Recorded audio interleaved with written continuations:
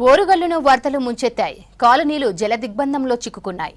ఎగువ నుంచి వస్తున్న వరదతో రోడ్లపైకి ఇండ్లలోకి భారీగా నీరు చేరింది. ఇంట్లోని వస్తువులన్నీ తడిసి ముద్దయ్యాయి. అధికారుల నిర్లక్ష్యంతోనే ఇండ్లలోకి వరద నీరు చేరిందని స్థానికులు ఆందోళన వ్యక్తం చేశారు. వరంగల్లోని మైసయ్య నగర్ కాలనీ నుంచి మరింత సమాచారం అశోక్ అందిస్తారు. కుండపోతగా కురిసిన వర్షానికి వరంగల్ నగరం తడిసి ముద్దయింది. కాలనీలన్నీ జలమయమయ్యాయి.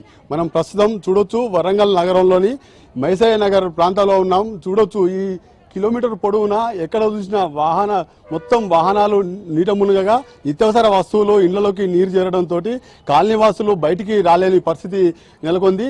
ఈ మైసయ్య నగర్తో పాటు సమ్మయ్య నగర్ కూడా మొత్తం కాలనీలు దాదాపు వరంగల్ నగరంలో 180 స్లమ్ ఏరియాలు ఉన్నాయని అధికారులు గుర్తించారు. ఈ గుర్తించిన క్రమంలో స్లమ్ ఏరియాలలో వరద వస్తే నీరు పోకుండా కూడా ప్రత్యామ్నాయ చర్యలు చేపట్టకపోవడం వల్ల మొత్తం కాలనీలన్నీ జలమయమైన పరిస్థితి కనబడుతుంది. ఈ సమ్మయ్య నగర్లో గత 3 సంవత్సరాల నుంచి కూడా వరద ప్రభావంతో మొత్తం ఇండ్లు నిత్యావసర వస్తువులు తడిచి ముద్దవుతున్నాయని కాలనీవాసులు చెప్తున్నారు. ఇటు ప్రత్యామ్నాయ చర్యలు చేపట్టాలని అధికార యంత్రాంగం కోరినప్పటికీ ఈ అధికారులు మున్సిపల్ అధికారులు దృష్టి సారించి ఇవ్వకపోవడం వల్ల ఈ కారణంగా మొత్తం ఇళ్లలోకి నీరు వస్తున్నాయని చెప్తున్నారు. ఇక్కడ ఈ కాలనీవాసులు ఉన్నారు. కాలనీవాసులతో మాట్లాడిద్దాం. చెప్పండి, ఈ కాలనీలో ఎప్పటి నుంచి నీరు వస్తాయంటాయి? ప్రతి సంవత్సరం ఇప్పుడు వానకు పెట్టేదే. ఇక ప్రతి సంవత్సరం ఈ వర్షాకాలం వచ్చినట్టు ఇది ఒక పెద్ద ఇబ్బంది. ఇది డ్రైనేజ్ కరెక్ట్ లేక ఈ డ్రైనేజ్ కరెక్ట్ చేసుకున్న అధికారులు కూడా మనకు చాలా అధికారుల వాళ్ళకు నిర్లక్ష్యం కూడా. కాలు అది కొత్తది అవుతాం వల్ల జాయింటింగ్ ఇస్తే ఈ నీళ్ళు ఉండవు. ఈ నీళ్ళు ఈ రాక ఈ కరెక్ట్ పోయే సోర్స్ లేక మనకు ఇబ్బంది ప్రతి సంవత్సరం.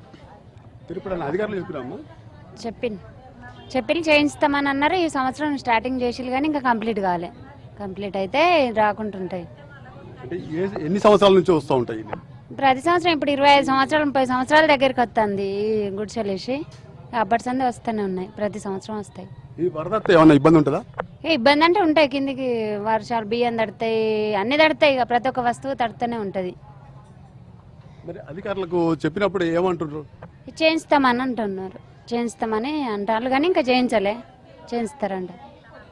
పరిస్థితి ఈ కాలనీలలో 20 సంవత్సరాల నుంచి కూడా ఈ ముప్పు ప్రాంతాలలో మొత్తం కాలనీలలోకి బియ్యం నిత్యావసర వస్తువులు తడిచిపోతున్నాయని చెప్తున్నారు. ఒకవైపు అధికారులు ప్రత్యామ్నాయ చర్యలు చేపట్టాలని కోరినప్పటికీ కూడా చేస్తామని చెప్తున్నారు కానీ చేయట్లేదు అంటారు. అమ్మ, ఎప్పటి నుంచి ఈ నీళ్ళు వస్తాయి? 25 సంవత్సరాలు అవుతాను సార్. 25 సంవత్సరాల కంచి ఇప్పుడు 10 ఏళ్ళ కానించి అయితే మస్తు నీళ్ళు వస్తాను. ఇబ్బంది అవుతుంది.